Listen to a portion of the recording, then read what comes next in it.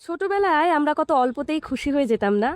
নতুন কাচের চুড়ি, একটা নতুন ক্লিপ বা মেলা থেকে ৫ টাকার কিছু কিনলেও মনে হতো যেন পৃথিবীর সেরা জিনিসটা পেয়ে গেছি। এখন সবকিছু কত বদলে গেছে, তাই না?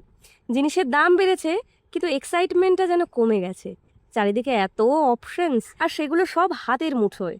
অনলাইনে একটা ক্লিকে সব পাওয়া যাচ্ছে। আমরা সবকিছু এত তাড়াতাড়ি পেয়ে যাচ্ছি যে অপেক্ষা করার আনন্দটাই যেন ফুরিয়ে যাচ্ছে।